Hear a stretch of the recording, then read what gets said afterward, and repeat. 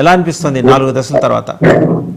అయితే 2 సంవత్సరాలు బీజేపీ పరిపాలించిన తర్వాత సహజంగానే యాంటీ ఇన్కంబెన్సీ అనేది ఉండడం సహజం మనకి.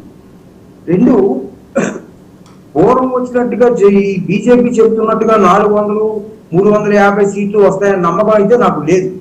యాక్చువల్ గా బీజేపీ యొక్క గ్రాఫ్ డౌన్ ఫాల్ స్టార్ట్ అయింది. అది ఉత్తరప్రదేశ్ లో కనబడుతోంది క్లియర్ గా, మహారాష్ట్రలో కనబడుతోంది, తర్వాత హర్యానాలో కనబడుతుంది, యూపీలో కూడా మనకు కనబడుతుంది, క్లియర్లీ విజబుల్. బట్ అయితే ఆంధ్రప్రదేశ్ లో 1-2 సీట్లు మన ఏరియాస్ లో రావచ్చు. తెలంగాణ చూసేటప్పటికి 7-8 సీట్లు తెలంగాణలో రావడానికి అయితే అవకాశం ఉంది. ఇంతకుముందు 3 సీట్ల నుంచి ఇప్పుడు 7-8 సీట్లు రావడానికి అయితే అవకాశం ఉంది. కర్ణాటకలో లాస్ట్ టైం 28, 26, 25 సీట్లు వచ్చాయి. కానీ ఈసారి ఆ పరిస్థితి కర్ణాటకలో కూడా లేదు. కర్ణాటకలో కూడా సుమారు 10 సీట్లు బీజేపీ కోల్పోయే స్టేజ్. సిమిలర్లీ హర్యానాలో కూడా అదే పొజిషన్ కనబడుతోంది. నెక్స్ట్ తమిళనాడులో 2-3 సీట్లు, సౌత్ తమిళనాడు, ఇది సెన్స్ మన రామనాథపురం తర్వాత కోయంబత్తూరు ఏరియాలో రావడానికి అయితే అవకాశం ఉంది. ఇప్పుడు అన్నామలై అవ్వచ్చు, లేకపోతే అన్నా డిఎంకే డౌన్ ఫాల్ స్టార్ట్ అవ్వడం వల్ల అవకాశం అయితే అకౌంట్ అయితే ఓపెన్ చేస్తుంది బీజేపీ ఈసారి. నెక్స్ట్ యూపీలో పూర్వం 80 సీట్లకి 70-75 సీట్లు వచ్చేవి. ఈసారి అక్కడ ఆ పరిస్థితి కనబడట్లేదు సార్. వెస్ట్ బెంగాల్ అయితే సేమ్ ఫినామినా, అసెంబ్లీ ఎలక్షన్ ఎలా జరిగిందో పార్లమెంట్ ఎలక్షన్ కూడా అట్లానే జరుగుతుంది. అయితే 16-17 సీట్లు వస్తాయి, 42కి అంత మించి రావు. కేరళలో ఈసారి జరిగిన పరిస్థితి ఏంటంటే ఇండియా కూటమి ఉన్న కమ్యూనిస్టు కాంగ్రెస్ ఉన్న కాంగ్రెస్ కి చాలా clear edge. I think 17-16 seats రావడానికి అవకాశం ఉంది. ఒడిశాలో 10 సీట్లు వస్తాయి.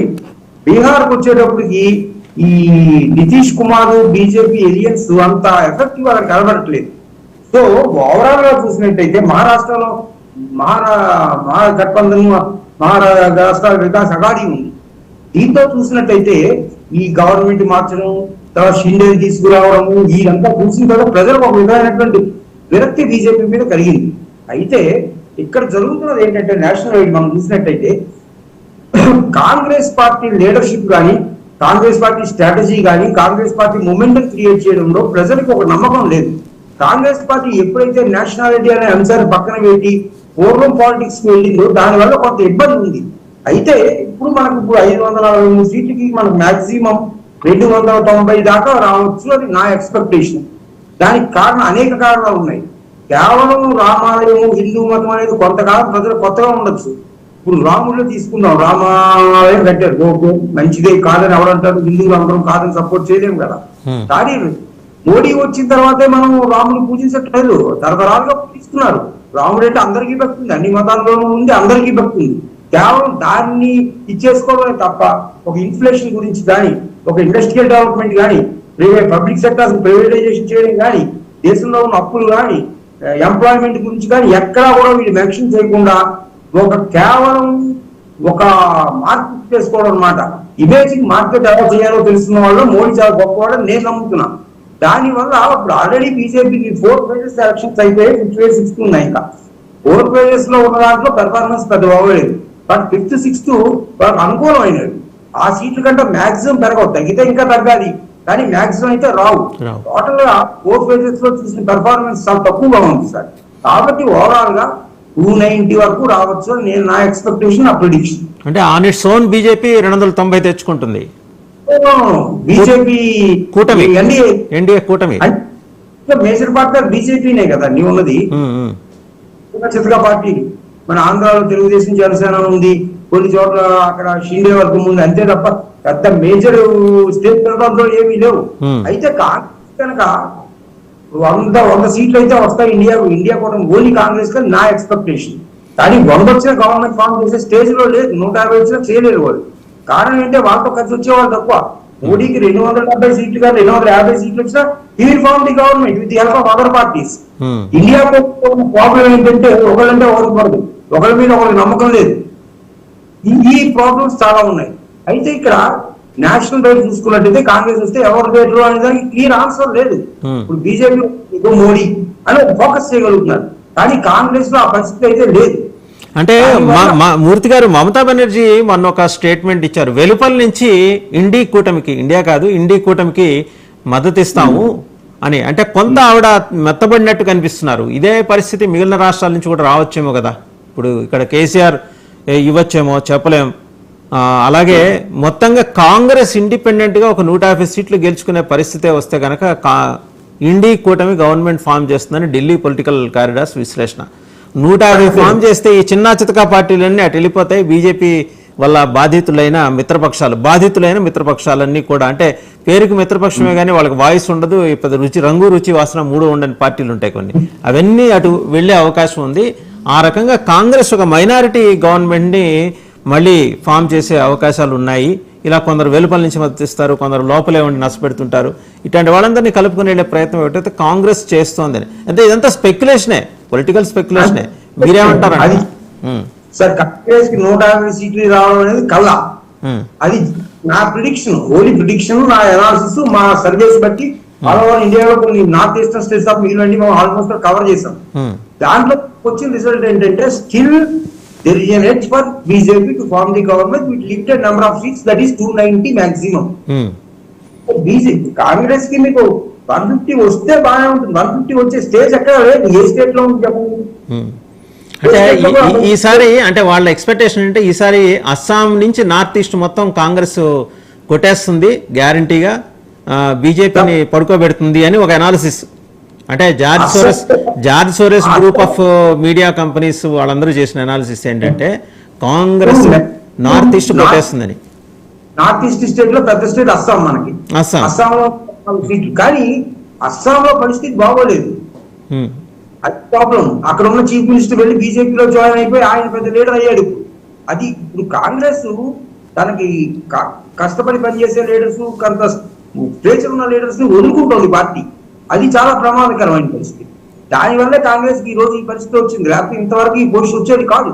అయితే ఒకటి, anyhow it is a keen contest between NDA and INDI అనడంలో సందేహం లేదు. But there is an edge for NDA ఏరియన్స్, that is NDA and with BJP. Haryana, Punjab కూడా కాంగ్రెస్ కొంత ఆశ పెట్టుకుంది. హర్యానా, పంజాబ్, ఢిల్లీ ఈ 3 రాష్ట్రాల మీద.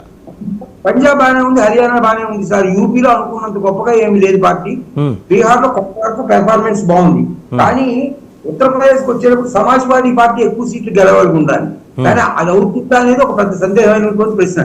సుమారు మీకు ఒక 50 సీట్లు కనుక, ఒక 40-45 సీట్లు కనుక సమాజ్వాదీ పార్టీకి రాగలిగితే అప్పుడు గ్యారెంటీ గవర్నమెంట్ ఫామ్ చేసే అవకాశం ఉంటుంది. కానీ సమాజ్వాదీ పార్టీకి అంత లేదు. కొన్ని సీట్లు అయితే మాత్రం పెరుగుతాయి. ఉత్తరప్రదేశ్ లో 80 సీట్లో లాస్ట్ టైం వచ్చిన స్కోర్ రావడం చాలా కష్టం బీజేపీ. అందువల్ల బీజేపీకి 290 సీట్ల వరకు మాత్రం మాక్సిమం 290 కంటే దాటమని నా ఎక్స్పెక్టేషన్స్. అలాగే బహుజన్ సమాజ్ పార్టీ పర్ఫార్మెన్స్ ఈసారి యూపీలో ఎలా ఉండబోతోంది? లాస్ట్ టైం కంటే బాగానే ఉంటుంది సార్, బట్ మ్యాక్స్ అయితే నా ఎక్స్పెక్టేషన్ ప్రకారం ఒక 20-25 సీట్లు అయితే రావచ్చు అనుకుంటున్నాం. అంటే కాంగ్రెస్ ప్లస్ ఎస్పీ కలిపి, కాంగ్రెస్ ప్లస్ ఎస్పీ కలిపి 25, అంటే ఉన్న 80లో 25 పోతే 55 ఇంకా బీజేపీ ఖాతాలోనే ఉంటాయి. అదే వచ్చిన మేజర్ ప్రాబ్లం అక్కడ. దాన్ని బ్రేక్ చేయగలిగితే కాంగ్రెస్ 150 ఫిగర్ టచ్ చేసే అవకాశం ఉందండి సొంతంగా. లేదండి, మాక్సిమం 120 వరకు రావచ్చు అనుకుంటున్నాను నేను. 120 వచ్చిన 100 దాటితే చాలు గవర్నమెంట్ ఫామ్ చేయడానికి కాంగ్రెస్ సిద్ధంగా ఉంది. ఇండీ కూటమితో సరి చిన్న పక్షాలు అన్నిటి, చిన్న పార్టీలు, చిన్న చితక చిల్లర పార్టీలు అన్నీ కలిపి అటువైపే వస్తాయి. వాళ్ళకి కాంగ్రెస్తో కలిసి ఉంటే స్వేచ్ఛ ఎక్కువ అనుభవించవచ్చు అనే ఒక ఇంప్రెషన్ అయితే వాళ్ళకున్నది ఆ పార్టీలకి. స్వేచ్ఛ ఉంటుంది, వాతావరణం ఉంటుంది. కాంగ్రెస్ అందరూ లీడర్సే, ప్రతి వాళ్ళు గొంతెత్తి మాట్లాడగలరు, కానీ బీజేపీ మాట్లాడలేదు. అవకాశం కనబడట్లేదు. సపోజ్ వెస్ట్ బెంగాల్ తీసుకున్నట్టయితే అక్కడ అసలు కాంగ్రెస్ అనేది ఓన్లీ మమతా బెనర్జీ యొక్క చరిష్మా మీదను బీజేపీకి ఎలక్షన్ జరుగుతుంది అక్కడ. ఆ వచ్చేసి బీజేపీకి వస్తాయి, టీఎంపీకి వస్తాయి తప్ప కాంగ్రెస్ నీళ్ళు అక్కడ ఏమి లేదు, స్కోర్ లేదు, 0. ఇట్లాంటి ప్రాబ్లమ్స్ చాలా ఉన్నాయి కాంగ్రెస్ కి. తర్వాత ఒకవేళ 110-120 వచ్చినా గవర్నమెంట్ ఫామ్ చేస్తే ఓకే, కానీ ఎంతమంది ఏలియన్స్ పార్ట్నర్స్ కూడా చివరి వరకు నిలబడతారు అనేది కూడా క్వశ్చన్ మార్క్ ఇక్కడ. బీజేపీ చేసే పాలిటిక్స్ మీరు తట్టుకోగలరా అనేది ఒక క్వశ్చన్. అయితే అవకాశం కూడా నాకు ఉండదు అనుకుంటున్నాను. 290 అయితే గ్యారంటీ. 290 వాళ్ళు సరే. ఒకసారి తెలుగు రాష్ట్రాలకు వద్దాం సార్. తెలుగు రాష్ట్రాలు ఇంకా 15 రోజులు ఆగాలి. మనం లోపల మనం ఎలాంటి ఏది పోల్ ప్రెడిక్షన్స్ ఇలాంటివి మనం మాట్లాడకూడదు కాబట్టి ఓన్లీ ట్రెండ్ అనాలిసిస్ జోలికి వెళ్దాం. మొన్న ఐపాక్ మీటింగ్లో ముఖ్యమంత్రి జగన్మోహన్ రెడ్డి గారు చాలా కాన్ఫిడెంట్గా ఆయన 155 పైనే, 22 పైనే అంటే ఆ మాటలో చాలా ఆత్మవిశ్వాసం తుణికిసలాడింది.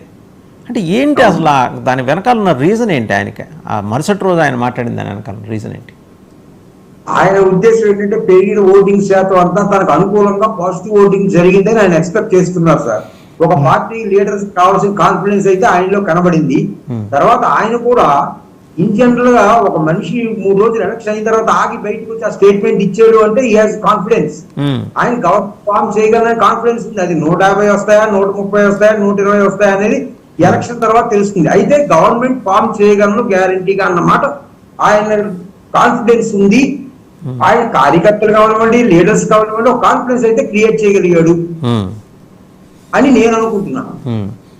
మూర్తి గారు, అంటే ఆయన మాట్లాడిన దాన్ని బట్టి ఒక్కసారి ఆ మొత్తం ఆ లెక్కలు తీస్తే, అంటే నేను కూర్చొని పెన్షన్ లేకపోతే వివిధ పథకాల కింద చూస్తే మొత్తం ఆయన లబ్ధిదారులు 1,98,48,699 మంది ఉన్నారు సార్. 1,98,48,000 అంటే ఉజ్జాయింపుగా 1,99,00,000 వేసుకోండి. అవ్వాతాతల పెన్షన్ ఏమో 65,49,864 మంది, అంటే దగ్గర 65.5 లక్షలు. అమ్మఒడి పెన్షను 43 లక్షలు. చేయూత పెన్షను 26,98,937, దగ్గర 27 లక్షలు. రైతు భరోసా 51,12,000, సరే 51 లక్షలు వేసుకుందాం. విద్యా దీవెన 11,87,900, అంటే 12 లక్షలు వేసుకుంటే 1,98,48,699 అండి. పోల్ శాతం వచ్చి మొత్తం పోస్టల్ బ్యాలెట్తో కలిపి 81.88 అండి. మొత్తం ఓట్లు 81.88 పోలింగ్ పర్సంటేజ్ ఓవరాల్గా ఏపీలో. ఏపీలో ఉన్న మొత్తం ఓట్లు 4,32,00,000 అండి. పోలేని ఓట్లు వచ్చి 3,33,00,000 అండి. పోలేని మొత్తంలో లబ్ధిదారులు ఇందాక మనమే చెప్పాం 1,98,48,699.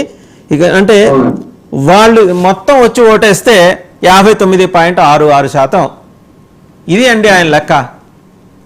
ఈ 59.66%లో ఆయన 3 to 4% ఈ ట్రయల్ అండ్ ఎర్రర్ కింద తీసేసి 50% అంటున్నారు. అంటే ఆయన అన్న మాటల్ని బట్టి వెనకాల వేసుకొస్తూ వచ్చిన లెక్కలు బట్టి నాకు అర్థమైన విషయం ఇది. అంటే ఇదేం మ్యాథమెటిక్స్ కాదు కదా, మొత్తం వాళ్ళ ఆయన అనుకున్నట్టు అందరూ వచ్చి టకటక కొట్టేయడానికి.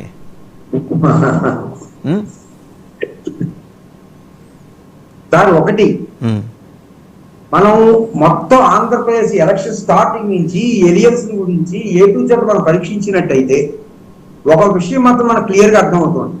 ఓటింగ్ శాతం పెరిగింది. ఓటింగ్ శాతం పెరిగిన తర్వాత చాలా మంది 2 రకాల అనాలిసిస్ చేస్తున్నారు.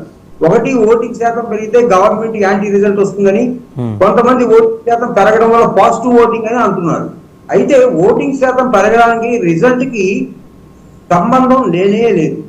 అదంతా ఓటింగ్ పెరిగితే ఒక పార్టీ అధికార పార్టీ ఓడిపోతుంది, ఓటింగ్ పర్సెంటేజ్ తగ్గితే అధికార పార్టీ ఉంటుంది, అది ఓటు ఫినామినల్. అయితే మీకు ఎగ్జాంపుల్ తీసుకున్నట్టయితే వెస్ట్ బెంగాల్ ఎలక్షన్ లో లాస్ట్ టైం మీకు 2.2% ఓటింగ్ పెరిగింది, కానీ Mamata Banerjee still government form చేసింది. సిమిలర్గా తెలంగాణలో 2018లో 2014 కంటే మీకు ఓటింగ్ పెరిగింది, పెరిగినా కేసీఆర్ అధికారంలోకి వచ్చాడు. దీనికి రివర్స్ లో ఒక ఎగ్జాంపుల్ చెప్తాను మీకు. ఛత్తీస్గఢ్ లో మొన్న ఎలక్షన్ లో, రీసెంట్ ఎలక్షన్ లో ఓటింగ్ పర్సెంటేజ్ తగ్గింది. అక్కడ మరి కాంగ్రెస్ రీటైన్ కాలేదు, బీజేపీ వచ్చింది. ఇక్కడ government positive voting negative pattern లో ఓటింగ్ పెరిగిందని చూడాలి. తర్వాత చాలా దూర ప్రాంతాల నుంచి అందరూ వెళ్ళారు, ఓట్లు వేశారు. బెంగళూరు నుంచి, చెన్నై నుంచి లక్షలాది మంది వెళ్ళిపోయారని ఒక మీడియా సృష్టితో తెలియదు నాకు, అది ఒక హైపో తెలియదు. కానీ వెళ్ళిన మాట వాస్తవమే. కానీ వెళ్ళిన వాళ్ళు అందరూ ఒకే పార్టీకి ఓటు వేస్తారని మనం ఎట్లా చెప్పగలం? కొలమానం ఏముంది? వెళ్ళిన వాళ్ళు రిక్షా పుల్లర్స్ ఉన్నారు, ఆటో డ్రైవర్స్ ఉన్నారు, చాకర్లు ఉన్నారు, మంగళ్ళు ఉన్నారు, తర్వాత మన వాచ్మ్యాన్స్ ఉన్నారు, సర్వే మన అపార్ట్మెంట్ లో పనిచేసేవాళ్ళు, ఇడ్లీ బండి వాడు ఉన్నాడు, సాఫ్ట్వేర్ ఇంజనీర్ ఉన్నాడు, ప్రైవేట్ ఎంప్లాయీస్ ఉన్నారు. దాంతో పాటు అన్ని రకాల కాస్ట్లు ఉన్నాయి. రెడ్డి ఉన్నారు, చౌదరి ఉన్నారు, క్రిస్టియన్ ఉన్నారు, ముస్లిం ఉన్నారు, బీసీలు ఉన్నారు. తర్వాత చాలా మంది ఇక్కడ నుంచి ఫస్ట్ తారీఖున వెళ్ళి అక్కడ బెనిఫిషరీస్ అకౌంట్ లో డబ్బులు తీసుకుని వచ్చేటువంటి వాళ్ళు చాలా మంది ఇక్కడ చిన్న చిన్న క్యాటర్ లో పనిచేస్తున్న వాళ్ళు తెలంగాణలో ఉన్నారు. మరి వీళ్ళందరూ కూడా ప్రతిపక్షానికే ఓటేశారని మనం అనుకోలేము. అయితే జగన్ గారి ధైర్యం ఏంటంటే 1,90 లక్షల మంది ఇచ్చారు కదా, మీరు చెప్పినట్టు ఒక 3% అనుకుంటున్నారు. అట్లా మనం ఎప్పుడు క్యాలిక్యులేట్ చేయదు. బెనిఫిషరీస్ అందరూ ఓటు వేస్తారన్న కాదు, మాక్సిమం పర్సెంటేజ్ మాత్రం వేస్తారు. దానికి కారణం ఏంటంటే ఇచ్చినటువంటి బెనిఫిట్స్ అన్ని కూడా బెనిఫిషరీస్ కి డైరెక్ట్ గా వెళ్ళిపోయాయి, మధ్యలో ఎవరు లేడు. ఫర్ ఎగ్జాంపుల్ మీరు తెలంగాణ తీసుకుంటే డబుల్ బెడ్రూమ్ ఇల్లు కానీ, లేకపోతే దళిత బంధు కానీ, ఒక రేషన్ కార్డు కావాలంటే ఈ ఎమ్మెల్యేలు లేకపోతే ఎమ్మెల్యే పిఎల్ని పట్టుకొని వెళ్ళాలి. కానీ ఆ పరిస్థితి అక్కడ లేదు. బట్ 2014లో జరిగినటువంటి ఏంటి, ఈ జన్మభూమి కమిటీలు అనడం, వీళ్ళ దగ్గరికి వెళ్ళడం, అది ఈ రోజు లేదు. తర్వాత విలేజ్ వాలంటరీ సిస్టమ్ కానీ, విలేజ్ సచివాలయ వ్యవస్థ వచ్చిన తర్వాత ఏం జరిగిందంటే, ఒక ఇన్కమ్ సర్టిఫికేట్ అయినా, క్యాస్ట్ సర్టిఫికేట్ అయినా, లేకపోతే ఒక డ్రైనేజ్ సమస్య అయినా, ఒక భూమి సర్వే సమస్య అయినా, with the help of voluntary మీకు కంప్లీట్ గా మీకు సచివాలయం దగ్గరే పరిష్కారం అయిపోతుంది. సో ప్రజలకి పరిపాలన అనేది మీ గ్రాస్ రూట్ లెవెల్లో విలేజ్ కి చేరింది. ఆ పాజిటివ్ సైన్ కూడా దీంట్లో ఉంది. నేను అనుకునేది ఏంటంటే, ఇవన్నీ ఆలోచించిన తర్వాత ఇప్పుడు జరుగుతున్న ఓటింగ్ అంతా కూడా పాజిటివ్ ఓటింగే తప్ప నెగిటివ్ ఓటింగ్ చాలా తక్కువ ఉంటుంది. అయితే ఎనీ గవర్నమెంట్ మీద యాంటీ ఇన్కంబెన్సీ ఉన్నమాట వాస్తవం. ఏ వర్గాల్లో యాంటీ ఇన్కంబెన్సీ ఉంది, ఆ యాంటీ ఇన్కంబెన్సీ ఎంత శాతం ఉంది, దాన్ని నిజంగా పరిపాలన నుంచి కిందకి వైసీపీని తోయడానికి పనికి వస్తుందా, లేదా మళ్ళీ వైసీపీని ఎగైన్ మన పరిపాలించడానికి అధికారం ఇవ్వడానికి తీసుకొస్తుందా అనేది క్యాలిక్యులేట్ చేయగలిగి ఉండాలి మనం. అయితే ఇక్కడ జరుగుతున్నది ఏంటంటే, ఎంప్లాయీస్ లో కానీ అప్పర్ సెక్షన్ అంటే ఇన్ ది సెన్స్ మీకు ఈ ఫార్వర్డ్ కమ్యూనిటీస్ లోను, బిజినెస్ సెక్టార్ లోను, కొంత అన్ఎంప్లాయిడ్ యూత్ లోను కొంత యాంటీ ఇన్కంబెన్సీ ఉన్న మాట వాస్తవం. కానీ ఇవన్నీ చూసిన తర్వాత గ్రౌండ్ రిపోర్ట్ చూసిన తర్వాత అంత ఎఫెక్టివ్ గా పనిచేయలేదు అవన్నీ కూడా. ఇక్కడ దళితులు కానీ, బీసీలు కానీ, ఎస్సీలు కానీ, ఎస్టీలు కానీ, బెనిఫిషరీస్ కానీ, రెడ్డి కమ్యూనిటీ కానీ ఓటింగ్ అనేది ఫేవరబుల్ వైసీపీ జరిగింది కానీ టీడీపీ జరగలేదు. తర్వాత మనం ఈ 3 నెలల ప్రచారం చూస్తే టీడీపీ, జనసేన, బీజేపీ ఎలియన్స్ లోకి వెళ్ళారు. ఓకే, వెళ్ళిన తర్వాత క్యాంపెయినింగ్ ఎట్లా చేశారు వీళ్ళు? జగన్ వచ్చి బయటకు వచ్చి ప్రతి మీటింగ్ లో కూడా నేను మీకు ఇన్ని పథకాలు ఇచ్చా, విలేజ్ లో ఇన్ని చేశా, ఎంప్లాయ్మెంట్ 2,10,000 మందికి ఎంప్లాయ్మెంట్ గవర్నమెంట్ పర్మనెంట్ ఎంప్లాయీస్ ఇచ్చా, 2,40,000 మంది వాలంటీర్ సిస్టమ్ పెట్టా, ఆర్బీకే తీసుకొచ్చా, ఫ్యామిలీ డాక్టర్ సిస్టమ్ వచ్చింది, స్కూల్స్ కాలేజెస్ బాగుపడ్డాయి. మీరు చంద్రబాబు నాయుడు గారు 2014లో చెప్పింది ఏమీ చేయలేదు, ఆ మేనిఫెస్టో పబ్లిక్ మీటింగ్ లో చూపించి. కాబట్టి నేను పాజిటివ్ గా ఉన్నాను, మీకు అందరికీ బెనిఫిట్ జరిగిందంటే నాకు ఓటేయండి. That is positive campaigning.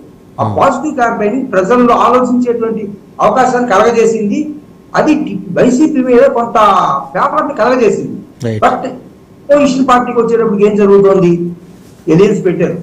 ఎందుకు పెట్టారని అంటే చెప్పలేదు.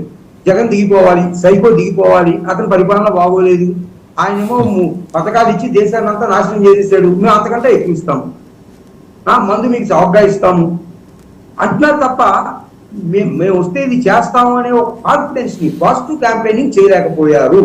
తర్వాత బీజేపీతో ఎలియన్స్ పెట్టుకోవడం వల్ల ప్రాబ్లం ఏంటి అనేది ఆలోచిస్తే, ఇక్కడ బీజేపీ తెలుగుదేశం ఎందుకు విడిపోయింది?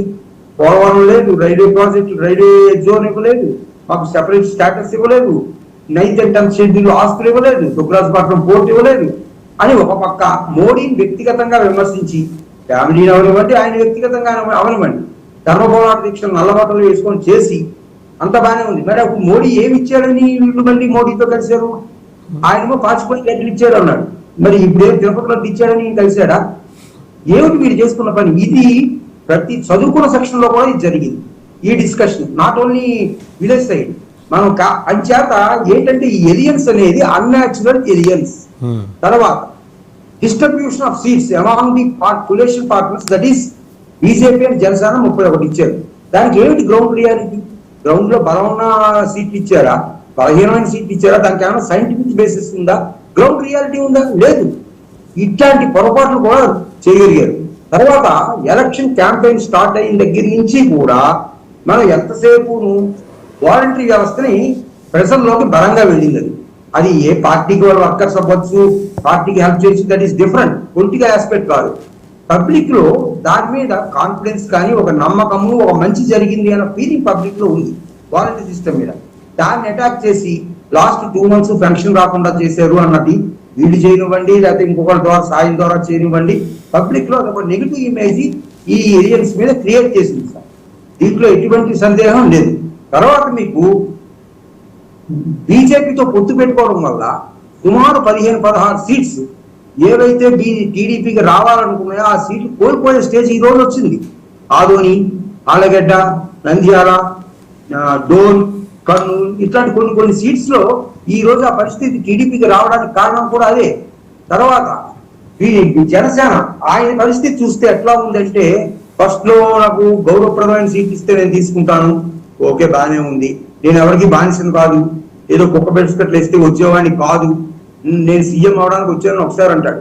ఒకసారి కూటమి ఓట్లు వేయించిన మన అపోజిషన్ పార్టీకి ఓట్లన్నీ కలిసి రావాలి కాబట్టి ఆ ఓట్లు చేరకూడదు కాబట్టి ఏరియన్స్ లోకి వెళ్ళాను అంటాడు. 40 సీట్లు అన్నారు, 35 అన్నారు, 24 అన్నారు, 21కి వచ్చారు. ఆ 21 సీట్లో పోయి జనసేన కార్యకర్తలు అందరూ పోటీ చేసుకున్నారా? లేదే. కనీసం 10 చోట్ల వేరే పార్టీ నుంచి పట్టుకొచ్చారే. ఇప్పుడు కాపు కమ్యూనిటీ ఓట్లు బాగా ట్రాన్స్ఫర్ అయ్యాయి అని చెప్పి అంటున్నారు. ఓకే, అయ్యే మాట వాస్తవం. అయితే ఎంతవరకు అయ్యాయి, ఎక్కడ అయ్యాయి అనేది ఇంపార్టెంట్. ఇక్కడ వెస్ట్, ఈస్ట్, కృష్ణా, గుంటూరు, విశాఖపట్నంలో 8 సీట్లు. విశాఖపట్నంలో 8, ఓవరాల్ గా 30. మన గ్రౌండ్ రిపోర్ట్ ప్రకారం ఈ 5 జిల్లాల్లో కలిపి 36 ప్లేసెస్ లో మాత్రమే ఓట్లు ట్రాన్స్ఫర్ అయ్యాయి. మిగిలిన చోట్ల ఎక్కడా ఓట్లు ట్రాన్స్ఫర్ కాలేదు. అయితే జగన్ కి ఒక అడ్వాంటేజ్ ఏంటంటే, ఆయన తెలుసుకున్నది, తనకి ఓట్లు వేసే సెక్షన్ ఏంటో అతనికి పూర్తిగా నమ్మకం తెలుసు. వేసేది ఏంటి? ఎస్సీలు, ఎస్టీలు, బీసీలు, మైనారిటీలు, ఈ బెనిఫిషరీస్, క్రిస్టియన్ కమ్యూనిటీ ఓటింగ్, ముస్లిం ఓటింగ్ అని ఆయనకు తెలుసు. అయితే ఓపెన్ కేటగిరీకి వచ్చేటప్పుడు ఓట్లు పడవు, అన్ఎంప్లాయ్స్ ఓట్లు మనకు వేయకపోవచ్చు, తర్వాత ఈ ఎడ్యుకేటెడ్ కొంతమంది వేయకపోవచ్చు, అర్బన్ ఓటింగ్ తగ్గుతుందని తెలిసి అతను ఏం చేశాడు? ఎప్పుడు కూడా from the beginning N T Rama Rao time నుంచి బీసీ అంటే తెలుగుదేశం, తెలుగుదేశం అంటే బీసీ, కానీ ఆయన కాన్సన్ట్రేట్ చేసినంత బీసీ ఓటింగ్ అన్న విషయాన్ని వీళ్ళు మర్చిపోయారు. మీరు వెస్ట్ అంటే మీరు అనేది బీసీ ఓటింగ్ కన్సాలిడేట్ అయింది, చీలిక లేదు, కన్సాలిడేట్ అయిన ఓటు అంతా వైసీపీకి పడింది అంటారు. అట్లా కాదు, మాక్సిమం పర్సెంటేజ్ వైసీపీకి వెళ్ళింది. రైట్. లాస్ట్ టైం అలా లేదు మనకి. అట్లా తర్వాత మీకు ఈ క్యాస్ట్ ఈక్వేషన్ లోకి వచ్చేటప్పుడు ఏం చేశాడంటే, ఈ కాపు కమ్యూనిటీలో ఎక్కువ సీట్లు ఇచ్చింది జగన్. యాక్చువల్ గా చెప్పాలంటే వీళ్ళు ఇవ్వలేదు, కానీ కాపు కమ్యూనిటీ ఓట్లు వస్తాయో రావు అని నమ్మకం లేక ఆయన ఏం చేశాడు, బీసీలో మేజర్ కమ్యూనిటీస్ 3 ఉన్నాయి మనకి. యాదవ్, సెట్టిబలిజ అంటే గౌడ, ఈడిగా, సెట్టిబలిజ ఒకటేలండి.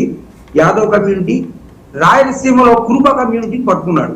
ఇందులో Balija community, Kapu community voting అనేది ఎప్పుడు కూడా ఒక వేలో జరగట్లేదు. There is a split between voting pattern of this Kapu and Balija.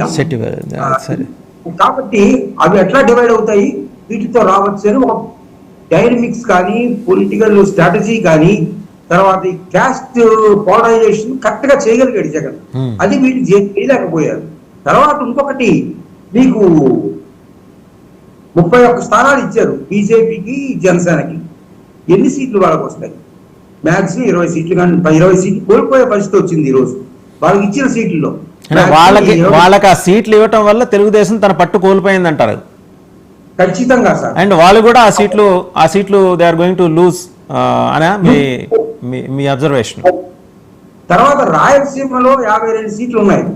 A party అయినా సరే ఇప్పుడున్న పరిస్థితుల్లో రాయలసీమలో ఎవరు విన్ అయితే వాళ్ళదే అధికారం, అనుమానమే లేదు. సర్వే కూడా అక్కర్లేదు, దీనికి ఏ శాపాలజిస్ట్ కూడా అక్కర్లేదు.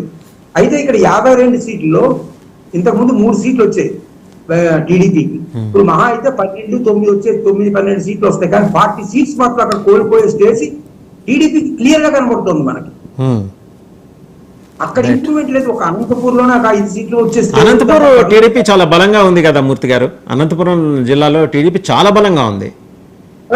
అక్కడ జరిగిన తప్పులు కూడా చెప్తారు. అనంతపూర్ సీటు ప్రభాకర్ చౌదరి ట్రై చేశారు, చాలా గట్టి క్యాండిడేట్.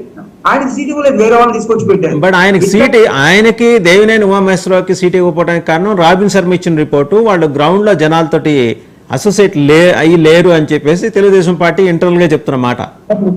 కానీ మనం సర్వే చేస్తే మనకు వచ్చిన రిపోర్ట్ నేను చెప్తా. కళ్యాణదుర్గంలో వేరే వాళ్ళు తీసుకొచ్చి పెట్టారు. ఇవన్నీ కొన్ని పొరపాట్లు తెలుగుదేశం చేసింది. At the same time Jagan గారు మార్చిన 60 సీట్లు అందరూ నెగ్గుతారని నేను కూడా చెప్పను. అందులో కూడా కొన్ని పొరపాట్లు జరిగాయి.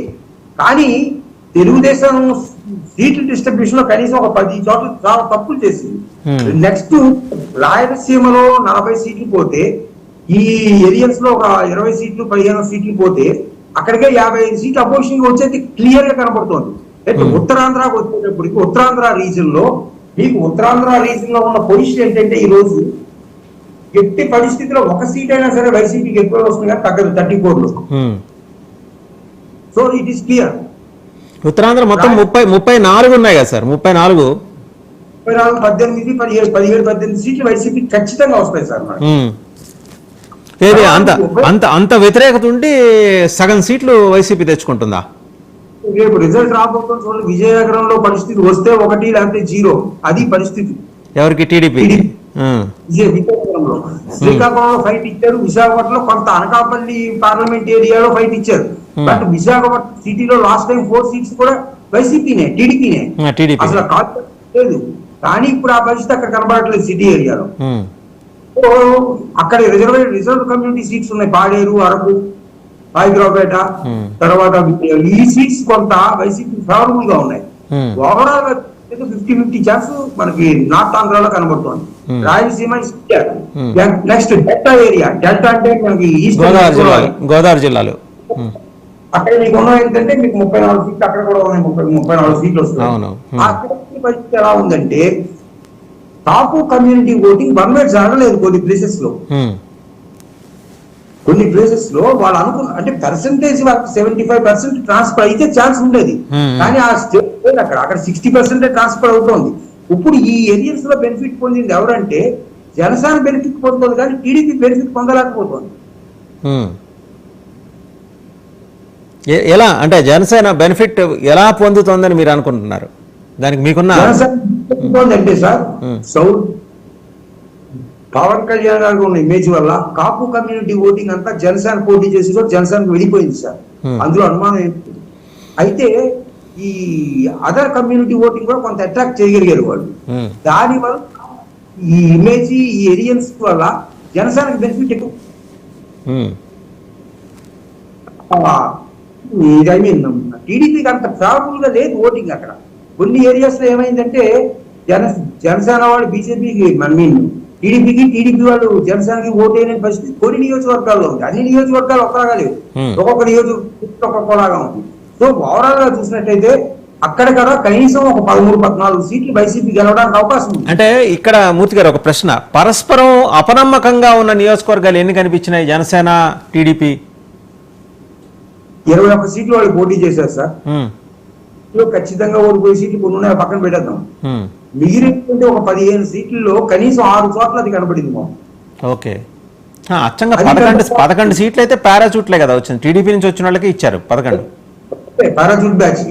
తర్వాత రెండోది మీకు జగన్ గారికి అన్ని తెలుసుండే ఆయన ఏం చేశాడు ఎలక్షన్ లో, ఎక్కడైతే ఈ జనసేన బీజేపీ టీడీపీ జనసేన కలిసి పోటీ చేస్తున్న కొన్ని స్థానాల్లో కావాలని బీసీలు పెట్టాడు ఆయన. వాళ్ళు నెగ్గుతారా పోతారా అని సెకండరీ. కాబట్టి అది క్యాస్ట్ పాలరైజేషన్ చేయడం వల్ల అది ఎమ్మెల్యే సీట్లు బాగా. ఓకే, ఆయనకి ఎమ్మెల్యే సీట్లు ఎక్కువ గెలుచుకునే అవకాశం ఉంది, అంటే ఎంపీ సీట్లు పోయినా ఎంపీ సీట్లు అంటే ఎమ్మెల్యే సీట్లు ఎక్కువ వస్తాయి. తర్వాత రెండోది రాయలసీమలో ఒక హిందూపురం తప్ప నాకు ఏది కూడా ఖరాబులో ఎంపీ సీట్ కనపడలేదు. టీడీపీ జనసేన బీజేపీ ఏరియన్స్ ఒకటి కనపడింది, అది హిందూపూర్. అంటే ఇక్కడ జరుగుతున్న పరిణామాలని గ్రాస్ రూట్ లెవెల్లో వీళ్ళు చేయలేకపోతున్నారు. సపోజ్ పిఠాపురం తీసుకున్నాం, పిఠాపురం తీసుకుంటే మీరు ఆగిపోయిన అసందర్భమైన నేను చెప్తున్నా, చాలా మంది దాని మీదే ఉంది, టెన్షన్ పడుతున్నారు, బెట్టికలని అదని ఇదని మొత్తం ఫారినర్స్ రావడం ఇది చేస్తున్నారు, బాగానే ఉంది. నేను అనే పాయింట్ ఏంటంటే అక్కడ కాపు ఓటింగ్ 80,000 ఉంది సార్. 90,000 బీసీ ఓటింగ్ కూడా ఉంది అక్కడ, అది మర్చిపోతున్నాం మనం. తర్వాత ఎట్టి ఓటింగ్ 11,000 ఉంది. తర్వాత ఓసీ ఓటింగ్ ఒక 13,000 ఉంది, అంటే బ్రాహ్మణ్ వైశ్య కమ్యూనిటీస్. పద్మశాలి ఉన్నారు, మత్స్యకారులు ఉన్నారు, యాదవులు ఉన్నారు, గౌడులు ఉన్నారు. బీసీలు 90% 90,000 ఉందండి. బీసీలు 90,000 సార్. బీసీ 90. తర్వాత అక్కడ జరుగుతున్న డిస్కషన్ మన సర్వేలో మనం పోస్ట్ పోల్ కూడా చేసాము, ఎగ్జిట్ పోల్ చేసాము, ప్రీ పోల్ కూడా చేసాము. అక్కడ వచ్చిన పరిస్థితి ఏంటంటే మాకు వచ్చిన రిజల్ట్ ఒక 2,500 ఓట్లతో వైసీపీ లీడ్ కనబడింది మాకు. అయితే అది స్టాండ్ అవుతుందని నేను చెప్పలేను, ఎందుకంటే ఎర్రని సర్వే ఉండొచ్చు, కొంతమంది బయటికి చెప్పకపోవచ్చు పోస్ట్ పోల్ లో కూడా. కాబట్టి అంత ఈజీగా కాదు అక్కడ విక్టరీ అనేది ఎవరికైనా సరే. అక్కడ వస్తే ఎవరు వచ్చినా 2,000 3,000 తప్ప వీళ్ళు అన్నట్టు 50,000 లక్షల మెజార్టీ ఏమీ ఉండదు. ఎవరు వస్తారో కూడా చెప్పలేని పరిస్థితి అక్కడ నెలకొన్నది.